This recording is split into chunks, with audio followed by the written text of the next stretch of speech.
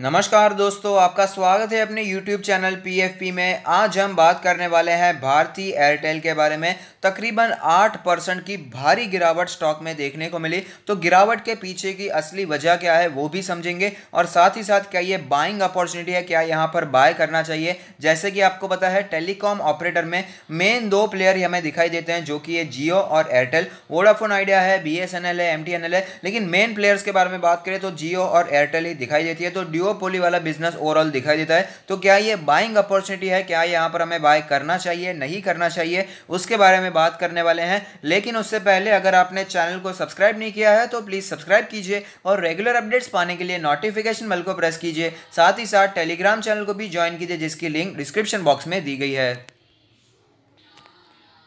गिरावट का रीजन आपके सामने है। Telecom stocks tumble after Jio launches new post paid plans. Airtel Vodafone idea fall 7 to 8%। जियो ने यहां पर अलग अलग पोस्ट पेड प्लान्स यहां पर लॉन्च कर दिए हैं, जिसकी वजह से एयरटेल वोडाफोन आइडिया में गिरावट देखने को मिल रही है। सीधी सी बात है, अगर कोई बात जियो के लिए अच्छी है वो तो डायरेक्टली यहां पर हमें एयरटेल के लिए बुरी ही बन जाती है। एयरटेल हो या वोडाफोन आइडिया हो, अगर जियो आगे बढ़ रहा है तो एयरटेल के लिए बुरी बात है, वोडाफोन आइडिया के लिए बुरी बात है। इसी वजह से हमें गिरावट भी यहां पर देखने को मिल रही है। यहां पर S&P BSE telecom tanked over 7% intraday, तो 7% की गिरावट हमें टेलीकॉम सेक्टर ओवरऑल देखने को मिली। भारतीय एयरटेल और भारतीय इंफ्राटेल टॉप लूजर्स हमें देखने को मिल रहे थे। 7% से भी ज्यादा की गिरावट हमें यहां पर देखने को मिली। और जियो कौन से प्लान्स लेकर आ रहा है वो भी मैं आपको यहां पर बताना चाहूंगा, जो कि एज अ कंज्यूमर भी जानना जरूरी है, एज ए इन्वेस्टर भी जानना जरूरी है। रिलायंस जियो ने कई यहां पर पोस्टपेड प्लान्स नए लाए हैं, जियो पोस्टपेड प्लस प्लान्स, जो कि अलग अलग यहां पर हमें सब्सक्रिप्शन फ्री में देगा OTT प्लेटफॉर्म्स को। Amazon prime, Disney plus, Hotstar, Netflix, जो कि हम कह सकते हैं OTT प्लेटफॉर्म्स में इसका वर्चस्व काफी ज्यादा हमें दिखाई देता है। स्पेशली नेटफ्लिक्स, Amazon प्राइम और डिज्नी प्लस हॉटस्टार, ये तीन ऐसे प्लेटफॉर्म्स है जहां पर ज्यादा क्राउड हमें दिखाई देता है। और भी कई प्लेटफॉर्म्स है, जैसे कि यहाँ पर हमें ज्यादा नाम तो मुझे पता नहीं है, यहाँ पर ZEE5 हो गया, और भी कई है, लेकिन ज्यादा क्राउड हमें इन तीनों OTT प्लेटफॉर्म्स में ही दिखाई देता है। तो यहाँ पर ये सारी फ्री में OTT प्लेटफॉर्म्स पर हमें यूज करने मिलेंगे, जो कि एज ए कंज्यूमर भी काफी अच्छी बात है, और रिलायंस के इन्वेस्टर के लिए अच्छा है। इसीलिए ये एयरटेल के इन्वेस्टर के लिए बिल्कुल भी यहाँ पर अच्छी बात नहीं है। और यहाँ पर टैरिफ की बात करें तो कितने पैसे देने पड़ेंगे ये सारे प्लान्स, तो अलग अलग प्लान से यहाँ पर टैरिफ जो रेंज है वो 399 से 1499 की हमें दिखाई देती है। अलग अलग टैरिफ रेंज के हिसाब से यहाँ पर अलग अलग आपको बेनिफिट्स मिलने वाला है। इसके ऊपर भी यहाँ पर आप आर्टिकल पढ़ सकते हैं, यहाँ पर आप गूगल पे भी सर्च कर सकते हैं, आपको पता चल जाएगा। तो ये जो लेटेस्ट रेंज हमें देखने को मिली जियो के पोस्टपेड प्लान्स, ये हमें September 24 से ही अवेलेबल होने वाले, यानी कि तुरंत ही अवेलेबल होने वाले, ज्यादा यहाँ पर टाइम नहीं लगेगा। सारी जियो स्टोर्स में हो जाएगा, और साथ ही साथ होम डिलीवरी भी दिखाई देगा, जहां पर एक्टिवेशन हमें फ्री दिखाई देने वाला है। तो इसी वजह से एयरटेल में काफी ज्यादा गिरावट देखने को मिली, क्योंकि जियो के लिए काफी ज्यादा पॉजिटिव बात हमें आती हुई नजर आ रही थी। एयरटेल के रिलेटेड एक और न्यूज़ है जो कि जानना बहुत ही ज़रूरी है। जैसे कि आपको पता है, सुप्रीम कोर्ट ने अपना वर्डिक्ट सुना दिया है कि यहाँ पर हम टेलीकॉम कंपनीज को 10 साल दे रहे हैं अपने सारे ड्यूज पे करने के लिए, जिसमें से 10% जो ड्यूज है वो आपको मार्च 2021 तक पे करने होंगे। तो यहाँ पर AGR ड्यूज से ही मामला है। First instalment of ₹18,000 crore paid, next tranche due in financial year 22, Airtel tells government. तो ये एक अच्छी बात है कि एयरटेल यहाँ पर अपने जो भी इंस्टॉलमेंट है वो पे करते जा रहे हैं। अगर एयरटेल को जिंदा रहना है, कामकाज करना है, तो ऑफकोर्स AGR के मामले को मानना ही पड़ेगा। जो वर्डिक्ट आया है सुप्रीम कोर्ट का उसे मानना ही पड़ेगा। ये तो अच्छी बात है कि ये कंपनी सक्षम है कि यहाँ पर अपने जो भी AGR के ड्यूज है उसे चुका पा रही है। लेकिन ओवरऑल अगर बात करें तो ये सिचुएशन इतनी अच्छी नहीं है। ओवरऑल अगर बात करें तो ये उसके लिए ज़्यादा अच्छा नहीं है, क्योंकि जियो पर कोई भी प्रेशर नहीं है। जियो पर ज़्यादा यहाँ पर AGR का मामला हमें दिखाई नहीं देता। कंपनी पर कोई ज़्यादा डेट भी नहीं है। और यहाँ पर रिलायंस तो 5G की प्लान्स कर रहा है, यहाँ पर एयरटेल तो 4G आया उसकी वजह से, जियो आया उसकी वजह से यहाँ पर प्रॉब्लम में हमें दिखाई दे रहा है। तो ये सारे पैसे पे करने पड़ेंगे, और आगे भी पे करने ही पड़ेंगे। इसी वजह से हमें गिरावट देखने को मिल रही है। तो ये सारे रीजंस हैं जिसकी वजह से एयरटेल में गिरावट देखने को मिल रही है। तो ये जो पहली बात तो हमने जो जियो का समझा वो तो हमने समझ लिया है, लेकिन यहाँ पर AGR को दोनों बेसिस पे यहाँ पे समझना पड़ेगा। अच्छी बात है कि यहाँ पर कंपनी पे करने के लायक है, लेकिन ये तो बुरी बात है कि इसे यहाँ पर पे करना पड़ रहा है। इसीलिए हमें यहाँ पर जियो, रिलायंस या काफ़ी ज़्यादा ऊपर जाता हुआ नजर आता है, और एयरटेल काफ़ी ज़्यादा नीचे आता हुआ नजर आता है। तो आप देख सकते हैं भारतीय एयरटेल का लास्ट ट्रेडेड प्राइस है 433 रुपीज़ 600 के आसपास ट्रेड करता था, 400 के आसपास आ चुका है। 7.5% से भी ज़्यादा की गिरावट देखने को मिल रही है, ऑलमोस्ट 8% की गिरावट देखने को मिली है। मार्केट कैप देखिए, बड़ी कंपनी है, उसमें कोई भी डाउट नहीं है, 2,36,000 करोड़ का मार्केट कैप है, लेकिन पी रेशियो आपको दिखाई नहीं दे रहा है। उसका मतलब है कि लॉस मेकिंग कंपनी है। इंडस्ट्री का पी है 109, तो आप समझ सकते हैं इंडस्ट्री का पी भी सस्ता नहीं है। प्राइस टू बुक रेशियो के बारे में बात करें तो वो यहाँ पर हमें दिखाई देता है 2.34। डिविडेंड यील्ड के बारे में बात करें तो 0.46% का डिविडेंड यील्ड हमें यहाँ पर दिखाई दे रहा है। आज की डिलीवरी परसेंटेज के बारे में भी बात कर लेते हैं, तो आप देख पाएंगे 41.64% के आसपास की डिलीवरी देखने को मिल रही है, जो कि काफ़ी ज़्यादा स्ट्रांग डिलीवरी मानी जाती है। यहाँ पर ऐसी एक थियरी है कि यहाँ ऐसा माना जाता है कि अगर स्टॉक में गिरावट देखने को मिल रही है और डिलीवरी के परसेंटेज बहुत ही ज़्यादा स्ट्रांग दिखाई देते हैं, उसका मतलब है कि गिरावट कंटिन्यू रहने की यहाँ पर क्षमता बढ़ जाती है। और अगर हमें स्टॉक में तेज़ी देखने को मिल रही है और डिलीवरी बढ़ती जा रही है, तो ये एक पॉजिटिव संकेत है कि और भी तेज़ी आगे भी कंटिन्यू रह सकती है। हालांकि ये अकेला बेसिस नहीं है जिसके ऊपर हम यहाँ पर स्टॉक को एनालाइज करते हैं। यहाँ पर डिलीवरी परसेंटेज का मतलब है कि यहाँ पर स्टॉक अदला बदली हो रहे हैं, इन्वेस्टर्स बदल रहे हैं। यहाँ पर सपोज मैंने आज शेयर बेचा है, तो यहाँ पर सपोज आपने खरीदा है, तो यहाँ पर इन्वेस्टर्स बदल रहे हैं, शेयर्स बदल रहे हैं, एक हाथ से दूसरे हाथ जा रहे हैं, दूसरा यहाँ पर कोई मतलब नहीं बनता है।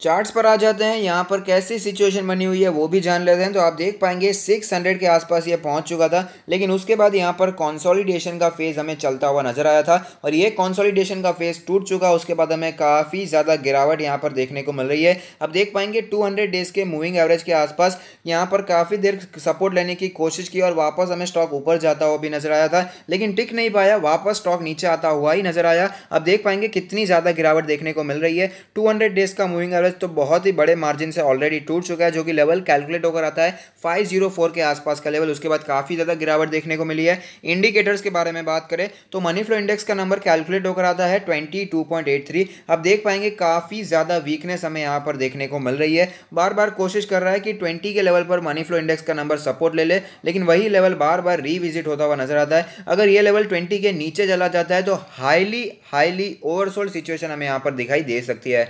अगर बात करें यहाँ पर RSI के नंबर के बारे में तो यहाँ पर भी बहुत ही ज़्यादा वीकनेस दिखाई दे रही है। अब देख पाएंगे ओवरऑल काफ़ी ज़्यादा वीकनेस RSI में हमें देखने को मिल रही है, फिलहाल ओवरसोल्ड सिचुएशन में आता हुआ नजर आता है। अगर बात करें यहाँ पर इसके MACD के बारे में तो आप देख पाएंगे MACD में जो सिचुएशन हमें बनती हुई नजर आ रही है, MACD में ऑफकोर्स कोई बुलिश क्रॉसओवर आदि नहीं बनने वाला है। यहाँ पर बियरिश क्रॉसओवर देखने को मिल रहा है और उसके बाद अच्छी खासी गिरावट भी देखने को मिली है। बॉलिंजर बैंड के बारे में बात करें तो कंटिन्यूसली अपने लोअर बैंड के आसपास ही ट्रेड कर रहा है और लोअर बैंड के काफ़ी ज़्यादा नीचे भी निकल चुका है। लोअर बैंड का लेवल है 443 का लेवल, मीडियन है 499 का लेवल, अपर बैंड है 556 के आसपास का लेवल। अगर बात करें यहाँ पर इसके पिवट पॉइंट्स के बारे में तो आप देख पाएंगे पिवट लेवल 528 का लेवल है। अगर बात करें रेजिस्टेंस के बारे में तो दो पिवट पॉइंट के रेजिस्टेंस तो ऑलरेडी टूट चुके हैं, जो कि 492 और 471 का लेवल।